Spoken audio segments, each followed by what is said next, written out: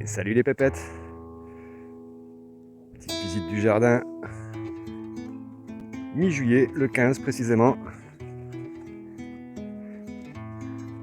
Avec mes poupoules. Avec Icar. Et puis là, ça fait une semaine que je suis parti de la maison. Et le jardin, il a bien changé. Comme vous pouvez le voir, les fleurs qu'on a implantées se sont bien développées. Et les adventices, encore plus. Ici, on voit la berce commune, le liseron, la consoude. La bardane a l'air de se calmer un petit peu, mais là ouais, elle s'est quand même développée, ça va pas tarder à monter en fleurs. Le chèvrefeuille aussi, le cerfeuil pardon. Encore des soucis de mots, hein. J'ai vu la dernière vidéo, c'est pareil, les petits pois et les haricots je confonds toujours. Alors que dans l'assiette je sais bien les reconnaître. Donc le cerfeuil, si vous voulez le reconnaître, c'est ces petites feuilles un peu dentelées là. Qui fait des petites fleurs un peu comme les carottes, ça ressemble un peu, c'est des ombellifères. Ici on a les dernières hémérocales. Une petite sauge. Une autre. Ah, ça c'était une verveine, la petite fleur violette là. Et là encore une fois des mots à la place des autres. Et bon voilà. Je pense que pour la plupart d'entre vous, vous savez vous adapter à mon vocabulaire, vous vous y êtes fait. Faire un petit tour dans la serre, vous montrer un peu l'état. Déjà la semaine dernière c'était pas super en forme, ça avait pris un méchant coup de chaud avant que je m'en aille. Par exemple ce poivron qui m'en a déjà donné 3-4 fruits. Il n'est pas tout à fait mort, mais il n'est pas en grande forme. Hein. Là, ça a soif, j'ai donné à boire hier, on voit encore un petit peu les auréoles. J'avais mis de l'eau jusqu'à 3 cm, ça a tout bu, donc en effet ça a beaucoup soif. Et voilà, les cucurbitacées, les aubergines, les poivrons, je sais pas à combien de kilos on en est de récolte, on en a quand même pas mal. On a une petite attaque de pucerons, comme vous pouvez voir un peu brillant sur les feuilles, c'est le miel, le sucre qui sort du popotin des pucerons. Une belle petite loufa qui s'est bien développée. Il va falloir que je la retutorise. Tomate cerise qui commence à bien produire aussi, petits fruits rouges. Les premières tomates, c'est toujours les cerises, elles ont besoin de moins d'ensoleillement que les autres. Un magnifique basilic pourpre. Les citronniers se portent pas trop mal derrière. Mais ouais, ça a eu chaud, ça a eu soif. Encore un magnifique poivron. Là, j'en ai vu un derrière qui rougit, qui chocolatise. Ça, c'est les semis de cette année. Les graines de Yves, d'un biogardin. Merci, gars. Ça marche bien. La deuxième petite composition avec la petite loufa derrière qui a l'air complètement séchée. Je n'avais pas encore pris le temps de trop m'arrêter dessus. Bon, j'en aurai au moins une sur les deux. Avec un peu de chance, on aura un peu du fruit. Pieds de tomates qui grandissent. Les derniers petits choux, ils ont souffert. Il faut dire qu'ils ont un moins grand réservoir que tout le reste. Il n'y a pas beaucoup de terre et il n'y a pas beaucoup de profondeur dans le bac. Ah, on a eu quelques petites pertes, des fleurs, là mes boutures de sol crevette qui ont desséché aussi. J'ai fait des tentatives sur des rosiers, ça n'a pas pris. Par contre, le basilic tulsi, je sais pas comment on prononce, il se porte super bien. Les dernières tomates de la serre, bof. Un basilic pourpre qui nourrit des limaces et des escargots, a priori. Les petits artichauts, ils sont en souffrance. Là, par contre, j'ai des beaux œillets. Et là, j'ai fait le semis de tomatillo qui n'a pas l'air de vouloir partir. Bon, on n'aura qu'un seul pied de tomatillo cette année, c'est pas grave. Et puis, vous avez peut-être entendu dans le micro, je suis pas sûr, mais il y a un gueuleur matinal. Il y en a un deuxième en fait, à la maison. Un ami qui avait des poules qui se sont fait attaquer a priori par une fouine. Il les a retrouvées toutes décapitées et avec un foie en moins. Et il restait plus que le coq tout seul, qui s'ennuyait dans la basse-cour. Il nous a proposé de l'héberger. Et voilà le beau bestiau. Donc c'est le dernier arrivé à la maison. Car il a su faire des trous dans le filet, donc les poules sont en liberté. Le filet, il sert plus à nous faire de la gymnastique pour aller chercher les œufs qu'autre chose.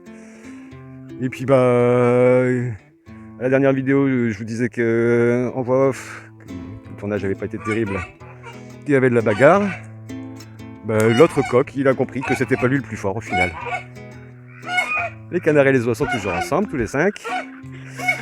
Bon, pour ceux qui avaient suivi un peu la couvade, le 30e jour de couvaison, la canne a abandonné le nid et il n'y avait plus un œuf. Donc j'imagine un prédateur, je ne sais pas lequel. Ça peut aller du rat, la pie ou peut-être aussi quelques fouines ou quelque chose comme ça. Moi, la fouine, je pense pas, ce sera attaqué aux poules plus qu'autre chose, je pense. Mais voilà, ça a poussé de partout. On commence à voir les belles pommes qui se préparent. Là, ici, on a un frêne qui pousse en sauvage. Ah, j'entends le deuxième coq, il est là où il doit pas être.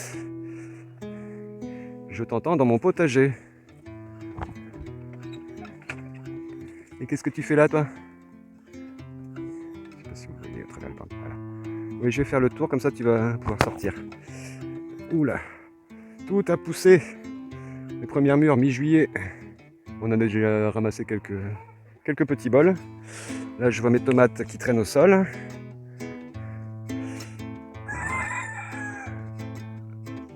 Vu comment elle est tordue là, si je la redresse, je vais la casser. Donc je pense que je vais être un petit peu inventif, un petit peu créatif. On va faire un petit filet, quelque chose qui fasse tenir la chose. Un Icare qui est dans le jardin. Est-ce que tu as le droit d'être là, Icare? Icare, tu sors s'il te plaît? Merci mon loulou. Oui, oui, je m'en occupe du coq, c'est gentil. Allez, dehors. C'est un bon chien, ça. Qu'il est intelligent, il comprend quand on lui parle. Et plus intelligent qu'un coq qui est en train de me gratter mon paillage. Allez, Coco. Ta ta ta ta ta. La sortie, c'est par là. Non, non, non. Donc vous voyez, hein, il s'est bagarré, il est moins joli que ce qu'il était avant. Il a peur, donc il quitte la cour où il y a l'autre coq. Mais je ne te veux pas dans mon potager à faire des dégâts tout seul. Moi, je vais avoir besoin de mes deux mains, donc je vais vous poser 5 minutes. Et on reprend la vidéo très très vite. A tout de suite. Ah, petite séance de sport. Après avoir fait 15 fois le tour du potager pour accompagner le coq jusqu'à la porte. On y arrive. Alors, on était ici, on parlait des mûres, elles sont faites. Commencent à arriver les premières.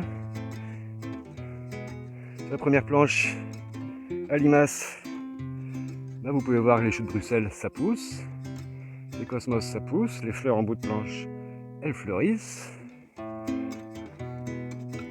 Donc je disais, voilà, les tomates ici, il va falloir que je sois un petit peu créatif pour qu'elles ne traînent pas au sol. Donc potentiellement une petite cagette, mais ça m'embête. Ce serait en plein dans le passage. Donc je pense qu'il va y avoir un fil qui va reprendre 3 fils pour les 3 gourmands là. Ça fera pas moche. Au contraire, ça va faire une petite haie un peu droite comme ça. Sinon, vous voyez, il y a du haricot qui pousse. Il y a de la patate douce qui pousse. Hop là, on a un petit coup dans le pied. J'ai emprunté le pied de mon fils. Dans le début des planches des pérennes, on a toujours la capucine qui elle est annuelle et des tomates qui sont annuelles. Les artichauts. Pour des semis de cette année, je crois que c'est les plus beaux que j'ai jamais eu. Avec un peu de chance cet hiver, après c'est des artichauts de Provence, donc on croise les doigts, avec un bon paillage et un petit volage par-dessus peut-être. On s'adaptera. Encore la ronce que j'ai eu coupée, que j'ai eu tressée, qui en une semaine m'a encore fait des branches gigantesques. La vigne qui continue de pousser, malgré qu'elle a commencé sa fructification, elle fait encore des branches. Regardez-moi toutes ces grappes de partout. C'est pas joli tout ça là-dedans? Je sais pas si vous les voyez bien là, les petites graines là, ça va devenir des gros grains de raisin. Les petits oignons perpétuels. Un poireau d'ailleurs. Mes petits crônes. Encore de la vigne. Du beau chou de bon temps. Derrière à l'abri. Logiquement, il y a de la livèche. Si j'arrive à la la voir pour vous la cadrer. Déjà je l'ai pas dans mon œil, alors ça, j'aurais du mal à vous la mettre dans la caméra. Mais elle est quelque part là-dessous. Si elle s'est pas fait dégommer. Des framboisiers. Là, celui-là il monte à 3 mètres. 2 mètres 50, 3 mètres. Il est beaucoup plus grand que moi. Mais bon, ça vaut pas la vigne qui elle monte. Là, tout à l'heure je vous parlais dans la rocaille de fleurs de la Bardane. On est pas mal non plus là, à côté de la mare.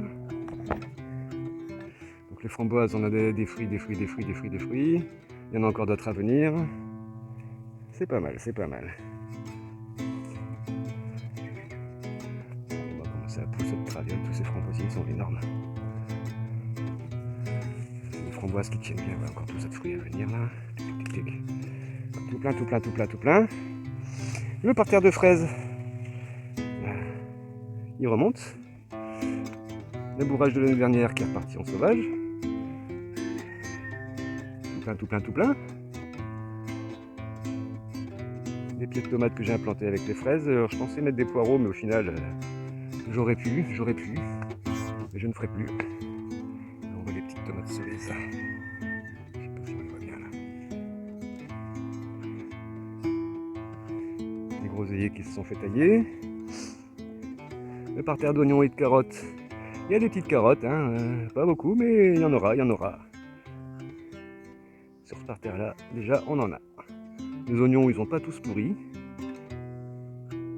Même les vieux oignons que j'avais remis pour les graines. Ben, il fait des fleurs, il fait des graines.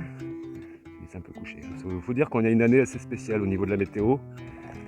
Mais c'est tout, hein. Changement climatique, on s'adapte. Alors là, on voit le ballot de paille. On voit là où l'amendement en azote a été plus efficace.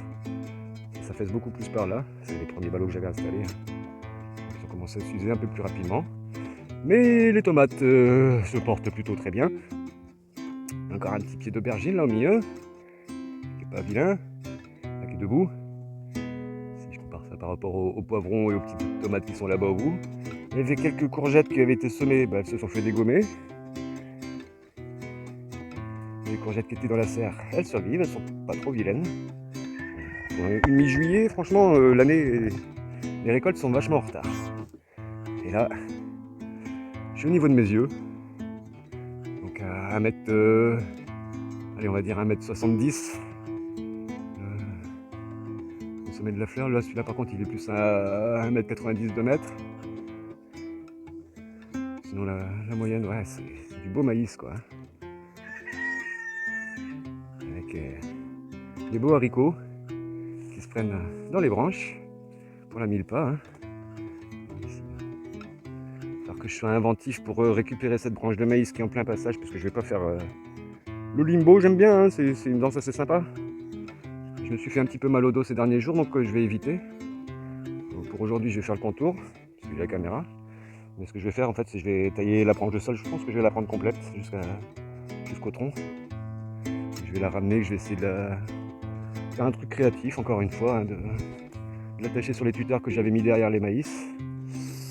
Je crois que sur la dernière vidéo, je vous avais dit que de la capucine, il y avait des chances qu'on fasse de la confiture. Je pense qu'on va avoir un petit peu de stock. Après ici, on a nos petites coucourges hein, pour la mille-pas, c'est la 3e serre. Elle pousse et dans le maïs, et dans le passage, et le long du bord de la planche. La lavande, on n'a pas récolté. C'est bien fait polliniser, hein, vu que les feuilles flânent. On va avoir du haricot. Hein. Il va en avoir. Mais ça a carrément tordu le tuteur, tellement le pied il est lourd. Je pense que je vais me servir en fait de la branche qui part en avant pour redresser ça. Presser les haricots dedans. Limiterai de passage parce que si je ne peux plus passer ni devant ni derrière ma mille-pas, qu'elle est en train de se prendre aussi là dans les fleurs de blette. On va lui faire un petit peu de gymnastique quand même, ça va. Faire des dos droits, plier les genoux. Une belle mille-pas. Hein, une belle 3 sœurs. Là apparemment c'est pas des fraisiers remontants ceux-là. Donc toujours de la ronce, hein, plein de fleurs, déjà plein de fruits bien noirs, plein des papillons. côté là où je l'avais retressée, elle est restée assez sage. Le chemin il est assez dégagé. Là on voit le houblon qui s'épanouit aussi pas mal. Aïe. C'est pas mal ça, pas mal du tout.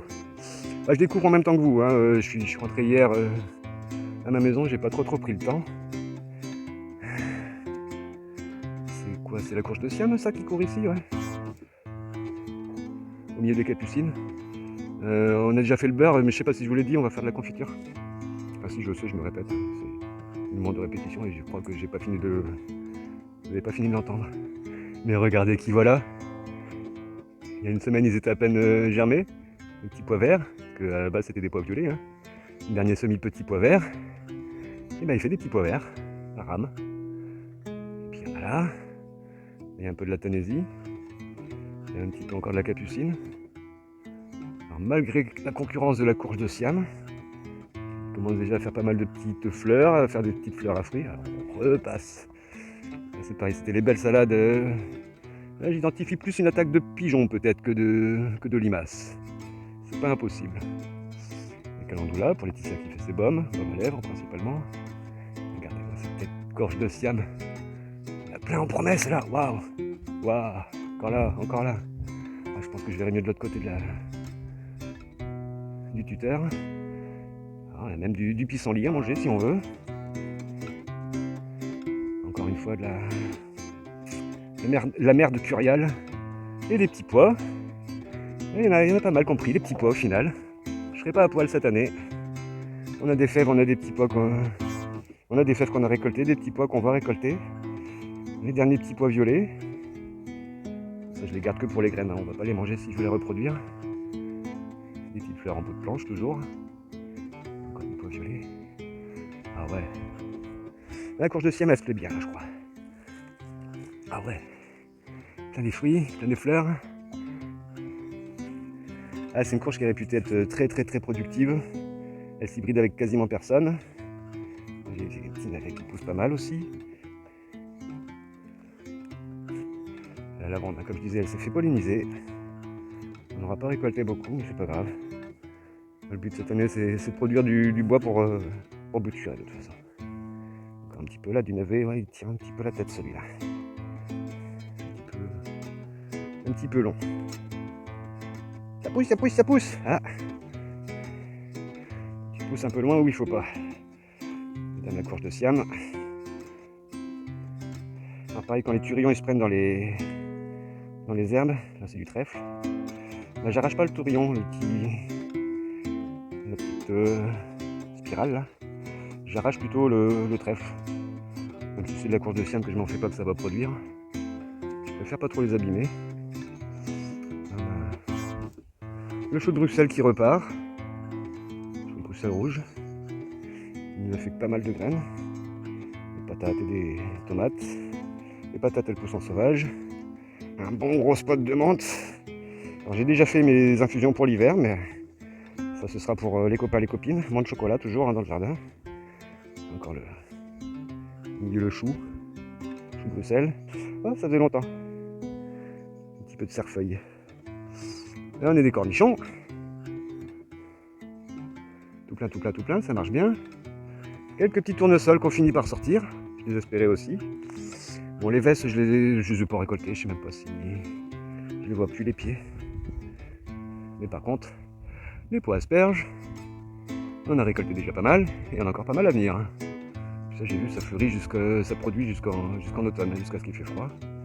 La petite tomate sauvage qui avait poussé au milieu, bah pareil, fait plein de grappes. Tomate cerise. La mini mille-pas. Le maïs arc-en-ciel, là-bas c'est le maïs vert, là c'est le maïs arc-en-ciel Inca. Et la courge que j'ai là c'est, je crois, la courge italienne. Et sur l'autre mille-pas c'est la courge musquée, d'après Laetitia, parce que pour moi c'est l'inverse, mais on verra quand les fruits sortiront. On sera fixé. Encore du calendula. Je l'ai peut-être dit, on va faire des baumes avec. Laetitia elle fait des baumes avec, baumes à lèvres principalement.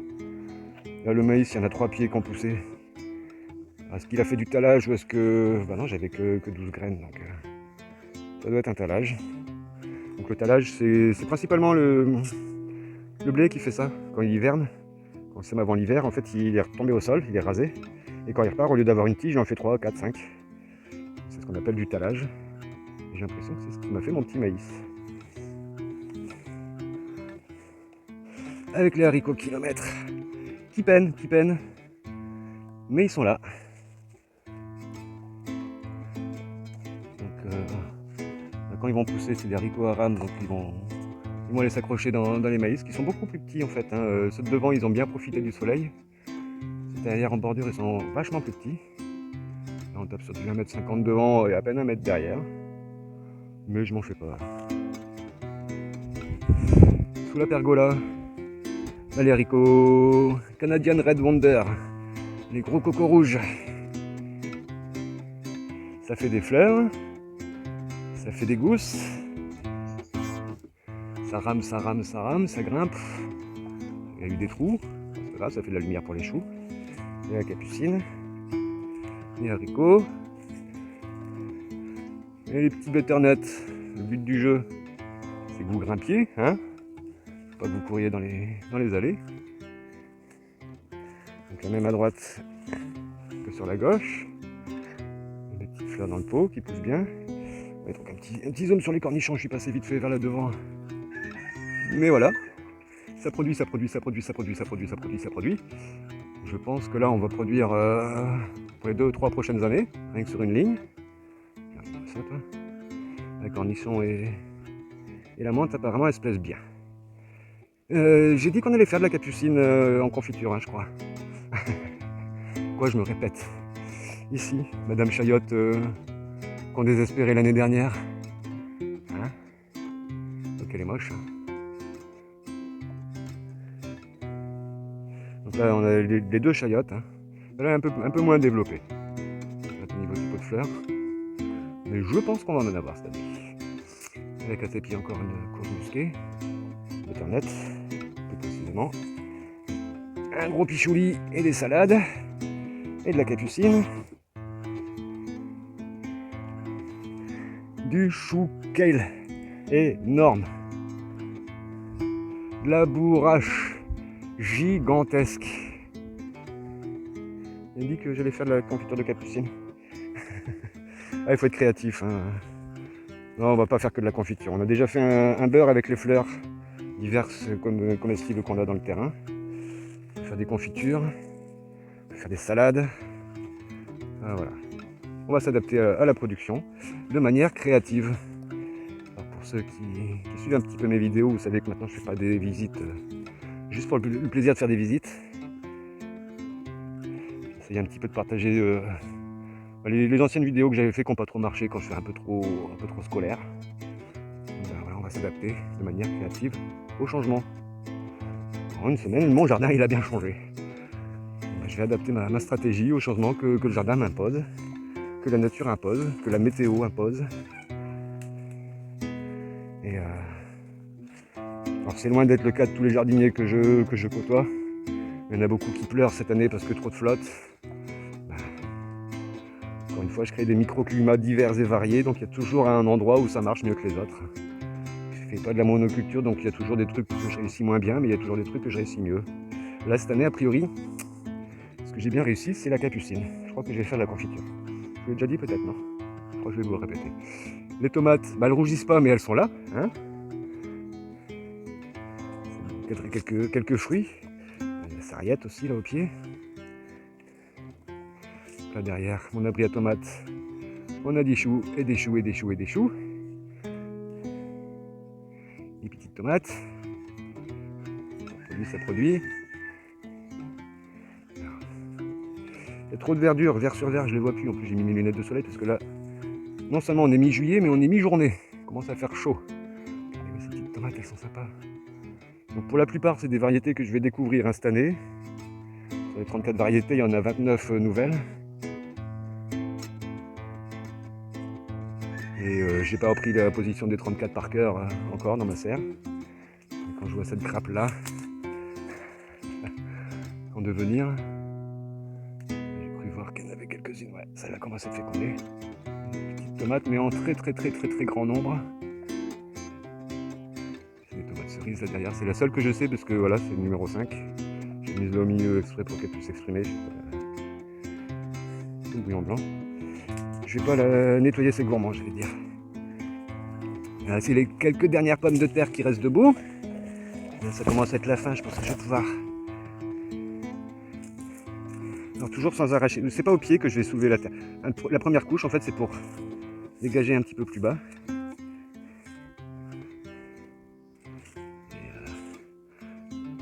Là, je jardine comme Damien Descartes, hein, sans arrosage.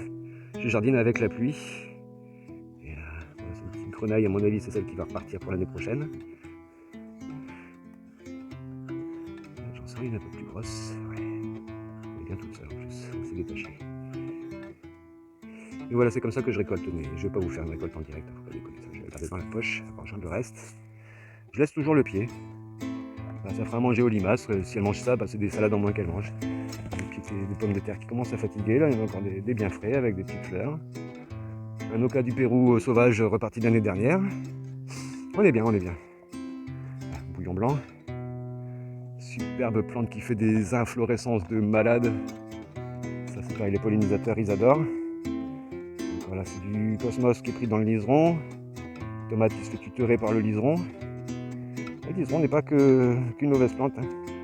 Elle peut accompagner. Bon, là, elle fait des grosses feuilles, etc. Ça, quand l'humidité va arriver, je pense que je vais pas tarder à lui couper les vivres au pied. Petit copain qui habite dessus. Tomates cerises, a priori. Les poivrons, les aubergines qui tiennent bien. Ils produisent pas beaucoup, mais quand même, il y a des fleurs, il y a des petits fruits. Là, ça y est, c'est parti à l'extérieur. Tomate qui noircit un petit peu, là. Je pense plus à un coup de soleil qu'un coup de mildiou, parce que le reste de la plante a l'air pas trop mal. Ouais, c'est un coup de chaud. Petite tomate allongée. J'ai plus les variétés, j'ai les numéros dessus, là, elles sont belles. Elles sont belles. Ça rougit pas, hein, ça manque de soleil forcément avec la météo. Mais là, a priori, on va avoir une belle semaine. Tiens, on parlait des pollinisateurs. Regardez-moi ça. Ça bouge. Il fait son timide, voilà. Il c'est elle, une petite abeille. Zup.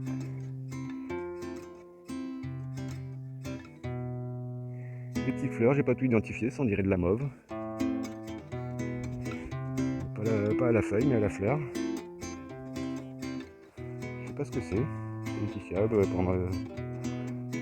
Les fleurs, c'est Laetitia. Ça, c'est du nigel. Petite réserve de graines là bientôt avec ces petites fleurs blanches ou bleues. Super chouette ça, super beau. Presque aussi joli que la passiflore, je trouve. La fleur de nigel. Magnifique. Il mériterait une photo ça. Et il m'en servirait peut-être pour la couverture. La roquette qui monte en fleurs. On a mangé, on a mangé. Les brocolis qui sont bons à cueillir. Des belles tomates. Ici rangé de poireaux qui se portent pas trop mal. Il y a encore des fleurs, encore des brocolis. Je monte à peu près la taille. Ouais. Il n'est pas trop mal. Et ceci sans rien faire de... Voilà, c'est une semaine à l'abandon. Après les gros pavots. Ici on a les petits pavots orange, californiens je crois. On va vérifier. Encore du calendula. Laetitia elle va faire des baumes encore je crois cette année. Là, les graines commencent à se préparer, là ça commence à sécher un peu. Et encore des nouvelles fleurs qui sortent.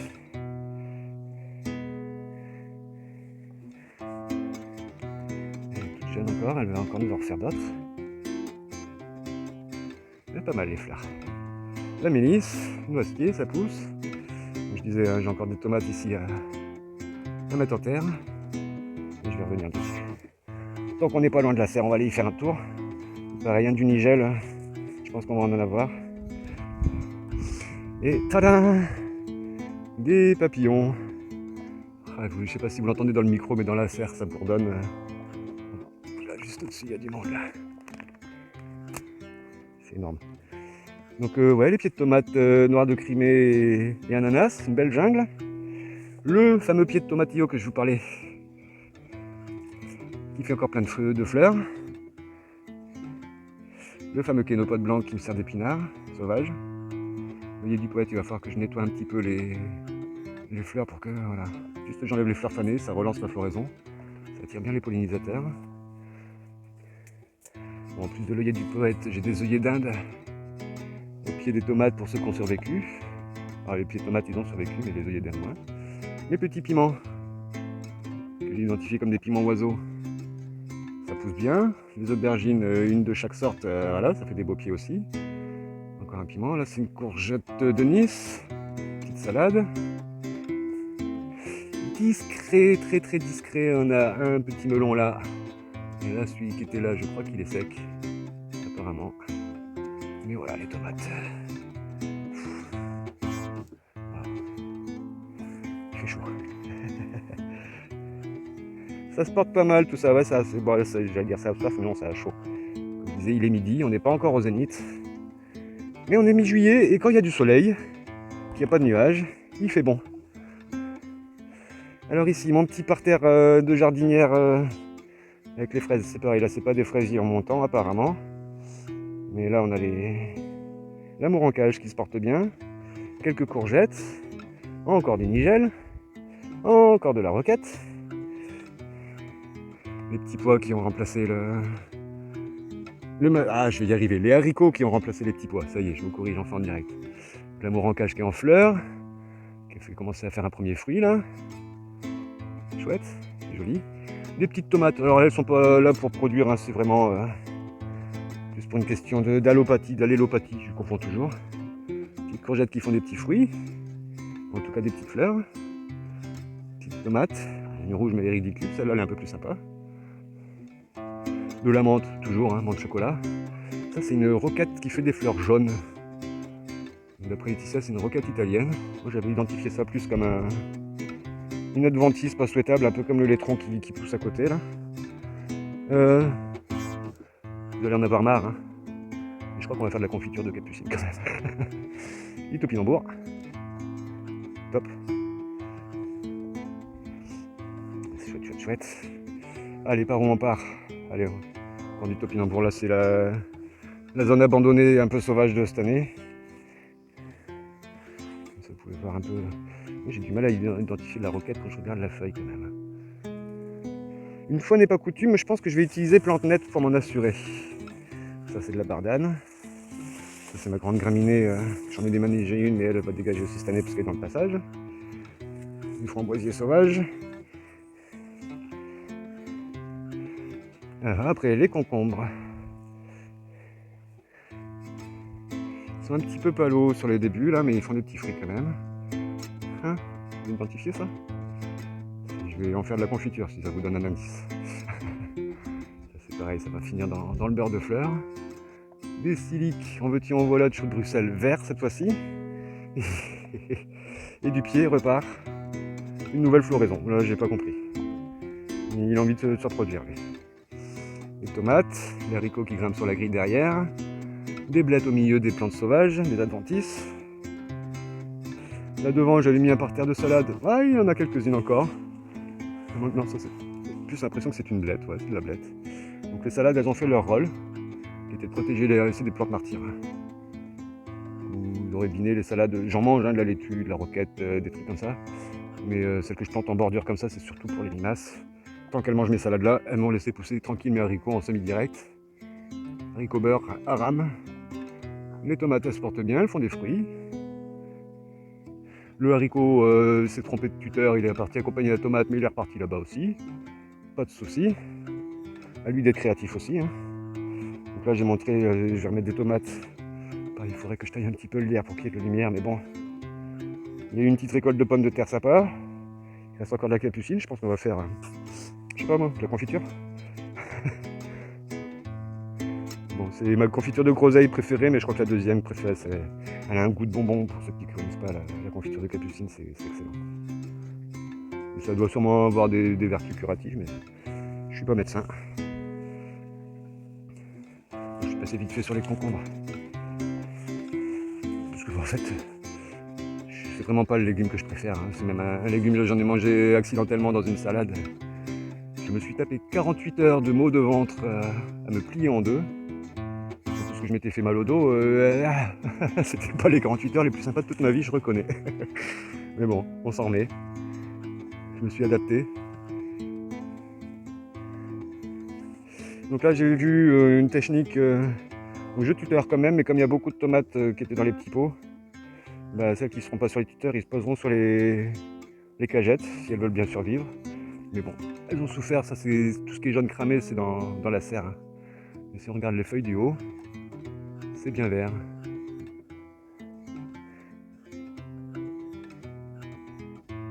C'est pas mal du tout. Là ici on a encore des fraises remontantes. Ah oui, alors là c'était le baobab. Bon, il y a les capucines. Je vous la refais encore ou vous avez compris que j'allais faire des confitures. On a des viétrons, mais on a du cosmos. Encore une fois, si je vous montre du bout du doigt là, on a les petites fleurs bleues.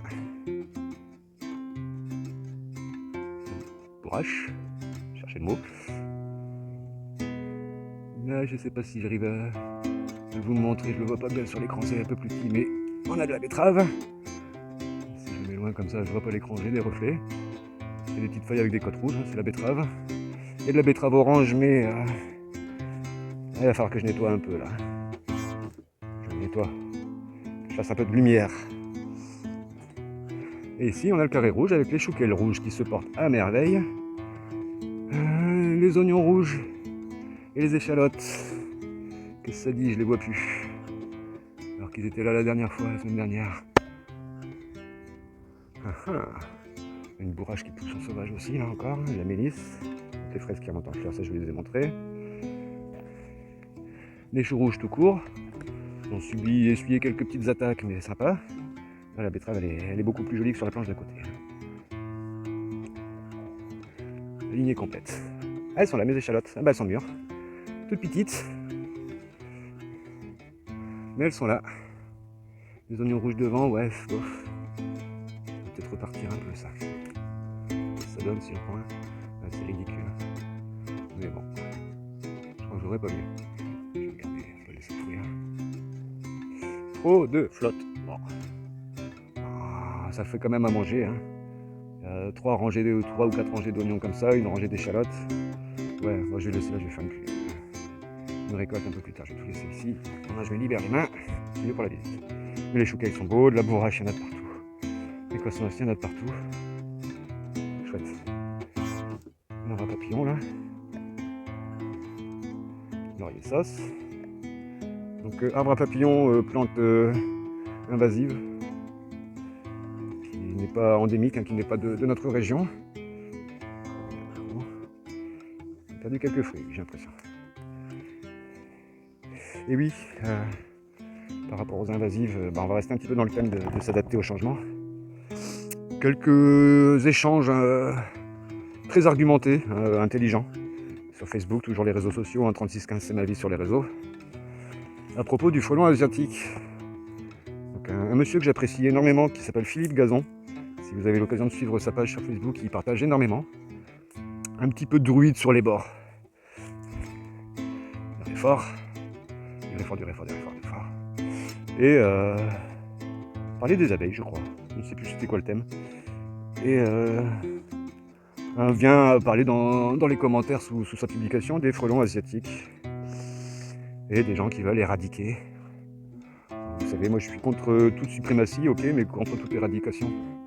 Chaque fois que l'homme a essayé de corriger, parce que c'est une erreur humaine hein, si on a des frelons chez nous. Les petits pois, il n'y a rien. J'ai mis des haricots, il n'y a rien, mais j'ai pas mis de salade devant, donc ça s'est fait manger. Donc j'en reviens à mon petit frelon. Et, à nos erreurs d'humains, comme quand on a importé des lapins en Australie, on a dit bah tiens, ils font des gars qui ils mangent toute la nourriture des bestioles locales et du coup il faut qu'on corrige ça. On a importé des renards. Les renards ont préféré chasser des bestioles locales plutôt que le lapin. Enfin bref, à chaque fois que l'humain essaye de corriger ses erreurs, on fait pire.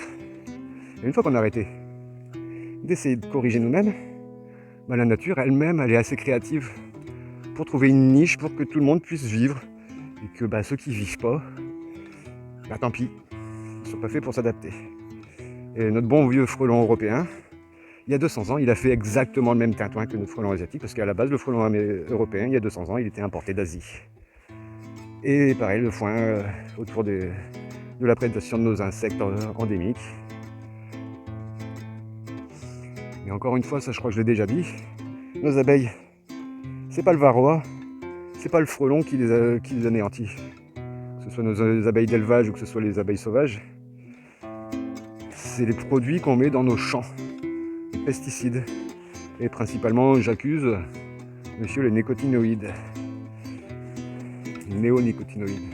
Alors, je sais pas si vous voyez, dès que je m'approche de l'eau, je vois pas bien l'écran, mais en direct je le vois. Il y a continuellement des petites vaguelettes. Alors c'est une eau stagnante, hein. C'est pas une eau de mer, il n'est pas censé y avoir des vagues. Donc s'il y a des vagues, c'est qu'il y a du mouvement.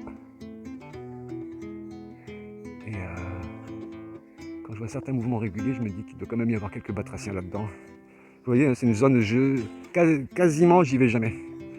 En fait, ce que je vais faire, il y a des fleurs et tout ça, c'est pas pour moi. La bardane, elle est gigantesque, elle fait 2,50 m, 3 mètres de haut. Les orties, pareil, sans graines, sans fleurs. Et tout ça, c'est pas pour moi. C'est pour les abeilles. Et les autres pollinisateurs, mais voilà, c'est des trucs où ils peuvent polliniser sans se faire empoisonner. Et si nos abeilles domestiques, elles se font décimer, c'est triste, très triste. Petit série perpétuelle, il a du mal cette année. Hein. Mais il est là, il est là. Utilisons qu'il l'attaque, qu'il l'étouffe. J'ai déjà coupé le pied, donc ça va aller. La ronce encore en sauvage qu'en fleur. Et donc, oui, gros débat. Je me suis fait même insulter par un bonhomme. Au début, c'était argumenté et posé. Et après, il a commencé à y avoir des attaques ad personam. Ben, je me suis adapté aussi au changement de son discours au bonhomme. Donc j'ai répondu que clairement, il me donnait des attentions qui n'étaient pas les miennes et qu'il interprétait mes propos comme il faut pas. Et suite à ça, en fait, il a effacé son commentaire attaque ad personam en disant je vois pas de quoi tu parles. Me faire passer pour un abruti. Donc forcément, la réponse que je lui avais mise, elle avait disparu aussi. Sur l'attaque directe. Et c'est simple, les gens comme ça. La mauvaise foi, ma foi, ça ne dure pas longtemps autour de moi. Je m'adapte, je bloque. Je suis pas là non plus pour semer des graines sur des cailloux, des terres stériles.